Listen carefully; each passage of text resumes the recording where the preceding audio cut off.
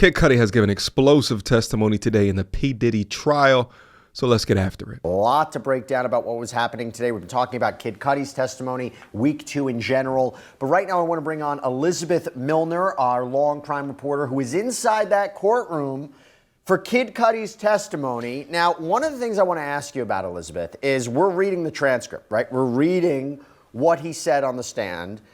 What was his tone like? Because I got to tell you, he was hitting one-liner after one-liner after one-liner. Wow. By the way, shows up in court, leather jacket, smoking a cigarette. I mean, this is Kid Cudi, major celebrity comes in. What was the substance of what he was saying? And I got to ask you the tone in which he was saying it. No, you over here smoking right before your testimony. That sounds like he pretty damn confident and he about to drop some bombs. Well, obviously, I didn't see the cigarette smoking part. I was inside the courtroom when this was going on, but it was a packed courtroom today, Jesse, despite it being very cold outside today, despite it even pouring down raining this morning when I came to court today. A lot of people were inside that courtroom because a lot of people wanted to know, what did Scott Mescudi, aka Kid Cudi, really have to say? So when he walks inside the courtroom, to your point, Jesse, he was very, very casual. He had on a leather jacket. It was a little bedazzled. He had on a white t-shirt. He had on jeans, something that you kind of really don't see necessarily, especially in federal court. I mean, all the other witnesses have been in suits, even some of the escort witnesses, but for Kid Cudi, he just came in very casual. He just walked right to the witness stand, didn't pay Diddy any type of attention from what I could see of him, but he got onto the witness stand and swore that oath like he normally, like all the other witnesses do, and then that's when we got into the testimony. And let me just say, Jesse, there was so much testimony. I was just writing things down and down and down again because there was really so much. And we knew about kind of the Molotov cocktail incident, especially because it was laid out in Cassie's federal lawsuit, right? But just hearing Kid Cudi explain it from his own words were just a whole nother level, I could say. So people were laughing, right? People were laughing when he was testifying because he made that one comment that he sees Sean Combs. He had a meeting with him and said he looked like a Marvel supervillain. Were people laughing? Yeah. Yes, people were laughing, but if you're going to ask if Diddy was laughing, it didn't seem like he found that joke necessarily funny, but there was definitely some courtroom laughter, even from some of the jurors who were in the box. They were laughing as well, too, but from what I could see of Diddy, it didn't seem like he had much laughter going on in that specific moment, which was a complete 180 from kind of his demeanor when George Kaplan was testifying, where he seemed a little more jovial. He was laughing along, but when Kid Cudi came on the stand, it felt like the smile just went down, and he had more of a serious demeanor and serious tone listening to Kid Cudi testify. And because, you know, Kid Cudi was providing some quite important pieces of damning evidence against Sean Combs. I mean, talk to us about his direct examination.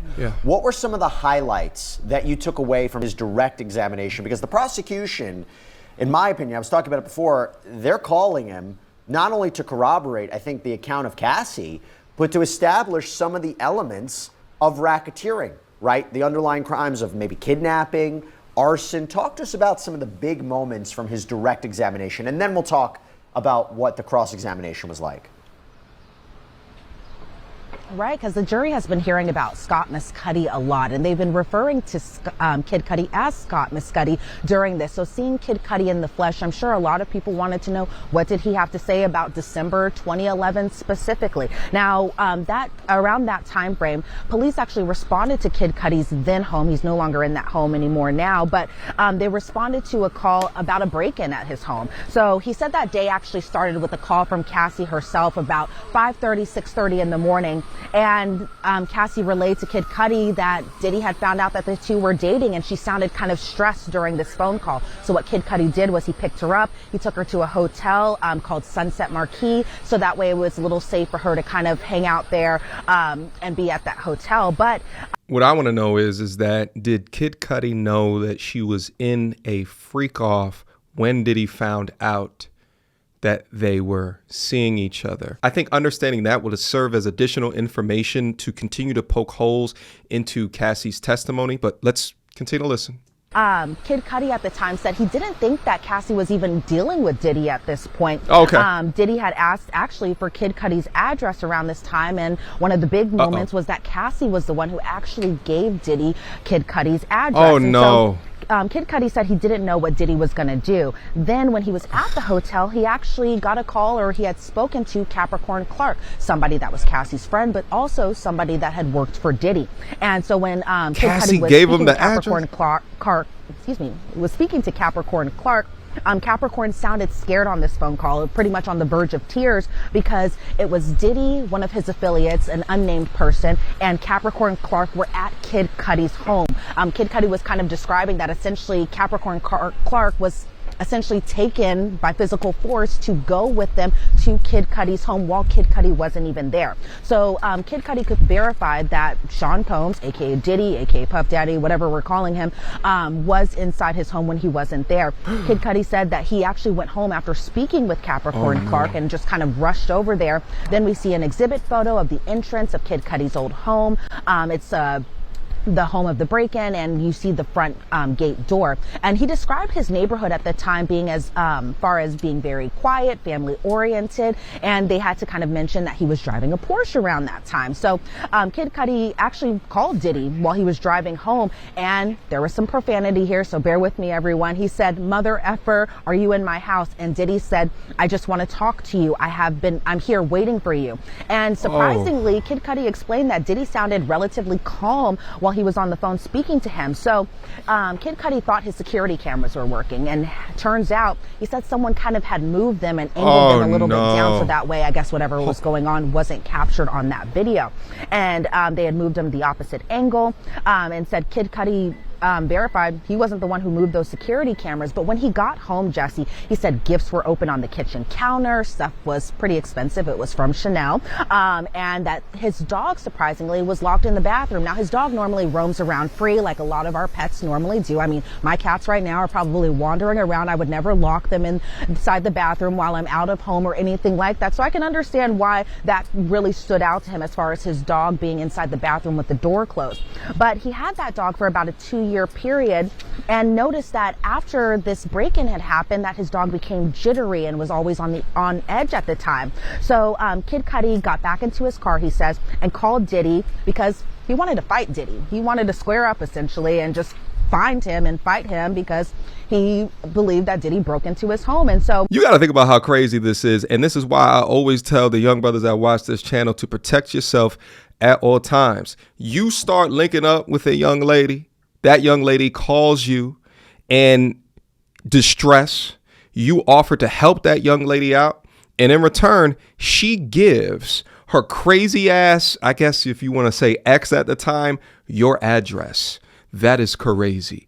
Then he goes into your house and messes with all of your stuff. Your dog, takes presents out and then opens them in your own house in an act to intimidate you. That is absolutely insane, crazy, and absolutely diabolical. Now, if you take this testimony and if you can prove that Puff had a criminal organization that helped him do this or other things like this, then I would say Puff is in a lot of trouble. But if this is just Puff being a ridiculous, angry person that called on some of his friends to help intimidate this guy, then that's a little bit different. Nevertheless, phone call, he thought about the reality of the situation and what more could possibly escalate from that situation. So what he ended up doing is he just called the police. And when he had returned home, because remember, he was driving around looking for Diddy, essentially wanting to fight him, he says. And when he returned home, the police were there at his home. He filed a report, and then he was speaking with Cassie about the situation. And Cassie seemed pretty depressed about the situation,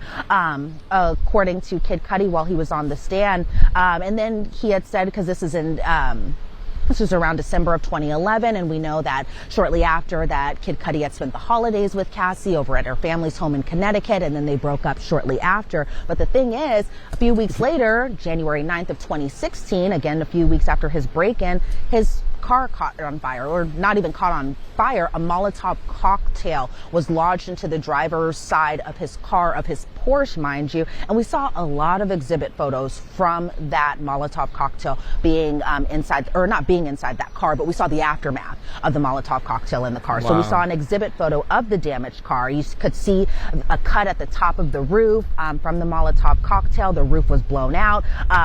Kid Cudi had said his friend Chip, who is one of his best friends, took those photos because he had got a call from his dog sitter at the time that essentially his car was on fire. So he had rushed back home to see what happened. Lo and behold, this entire incident happened. So we saw more exhibit photos of the burned driver's side door, some smoke damage, again, the hole of the roof, damage to the driver's side car, burned seats. He said when he arrived home, he did see the damage to his car, and he saw the Molotov cocktail. He saw that burnt bottle on the ground right next to the outside of his car. So he said police were actually there when he had arrived home, and his car wasn't even able to be repaired after this fire. And so they had said that this cocktail was in the driver's seat, and his reaction, to your point, Jesse, earlier about him just being so casual while he was on the stand and his one-liners, well, his one-liner for his reaction about a Molotov cocktail being lodged into his car was, "What the F?" And obviously I can't say what the F means, but we all know kind of from that. But as far as just the aftermath of it, there was this whole meeting at Soho House where essentially Diddy and Kid Cudi shook hands. Kid Cudi said that he didn't necessarily believe Diddy when Diddy had said, Kid Cudi had said something along the lines of, "What are we going to do about my car?" And Diddy said to Kid Cudi, "I don't know what you're talking about." But as we ended the redirect, because there was some cross-examination in between that essentially Kid Cudi believed Diddy was lying about this because, you know, there were some objections thrown here and there. But he kind of snuck in there that he believed that Diddy was a violent person and was the reason behind this Molotov cocktail in his car. Just unbelievable testimony. So as I mentioned before, it not only helps corroborate Cassandra Ventura's account, but, you know, kidnapping, arson, these are key crimes for the racketeering statute. These are exactly what the prosecution is looking for, and you could see how Kid Cudi is filling in the pieces of that. And by the way, having Kid Cudi, a star of that, I don't know how much the jury actually knows about Kid Cudi, but having him testify, that's compelling for the prosecution. Yeah. Although I will tell you, I thought it was interesting what the defense was trying to do with him under cross-examination. What were some of the highlights of cross-examination? I believe it was being conducted by Brian Steele, who, as we know, no stranger to high-profile people in the music industry. He famously represented Young Thug in his trial. What was the cross-examination about there? Well, another time we could actually see Brian Steele in action, because so far we've only seen him cross-examine one other witness, and that being Officer Israel Flores, one of the first witnesses called in this trial. But we really got to see Brian Steele once again in action, and he has just such a different tone from some of the other defense attorneys. He's not very flashy or very showy, and I don't mean that in a bad way or anything like that. He's really just straight to the point. It doesn't seem like when he's cross-examining a witness, it's because he wants a reaction from the audience, and the audience being the gallery or any of the jurors. He really just kind of wants to get straight to the point with the cross-examination. And so what he was getting to under cross was that there were fingerprints taken. There was DNA collected. However, this DNA came back to a female, according to the defense. However, there was an objection. That objection was sustained, so that part will be kind of struck. And then he was kind of essentially gearing this a little bit more towards Cassie. Brian Steele had said something along the lines of, "Cassie played you," and Kid Cudi responded, yes. Brian Steele was asking Kid Cudi about his music career and how popular he was, especially around that time frame. And, around that time frame, I was still in high school, but Kid Cudi was so huge around that time frame. So I think what the defense was trying to do was possibly allude that maybe it was a deranged fan who had did this, and it wasn't necessarily Brian Steele's client at the time, or client now, that being Diddy. But then Brian Steele was kind of trying to be like, "Oh, you did drugs with Cassie," and Kid Cudi was like, "Well, we smoked some weed." And I think the defense was trying to also get in Cassie's sexual history as well too, whether or not Kid Cudi and Cassie were intimate. However, they kept on having sidebars during this moment, and as we all know, with the sidebars, there's a lot of static noise, so we don't know what they're talking about. They kind of huddle off into a corner. They kind of go through, I guess, the arguments. The jury's still inside that courtroom, but us in the gallery and the jurors even too, we hear this just loud static noise. So I'm not sure kind of what the bottom, or what they got to as far as the bottom of just this sidebar. But Brian Steele was just essentially kind of trying to paint it as that Cassie essentially played Kid Cudi. And so she did. She did. She absolutely played him. Kid Cudi was inviting Cassie to go travel to go meet his parents. Meanwhile, she's still actively participating in freak-offs. Cassie also gave the address to Diddy. What I'd also like to know is that when the Molotov cocktail went in through the window, right, was Diddy involved with that? I think that's how you can continue to prove some racketeering-ish as opposed to a jealous ex exacting revenge. All my man Kid Cudi was trying to do was find some love, baby, and it just ain't work out for him. When Brian Steele was cross-examining Kid Cudi just about whether or not Cassie had told Kid Cudi about sexual abuse, and Kid Cudi responded she never did. Kid Cudi surprisingly said that he was in love with Cassie. Right. He also said that he never saw Diddy hit her, and Diddy never interrupted Cassie and Kid Cudi when they were together. And so far from what I could see, even of the jurors, kind of while they were while Brian Steele was cross-examining Kid Cudi, the jury seemed very engaged with this testimony. I mean, they're always engaged, but you could really tell that they were super engaged about this, probably especially after seeing those exhibit photos. Then we kind of get into the Soho House meeting, and that was the meeting where Kid Cudi, Cassie, and Diddy himself all got together. They all kind of just hashed everything out, and that was surprisingly the last time Kid Cudi had seen Cassie. And so Brian Steele was asking Kid Cudi, you know, she was living two different lives, and Kid Cudi responded yes. And so then they kind of ended the cross-examination as far as Cassie was the one who gave Mr. Combs your address, and Kid Cudi responded yes. So those were some of the biggest highlights of the cross-examination. Obviously, I took a whole bunch of notes so I could really get into the weeds of it, but I know for time and everything like that, I can't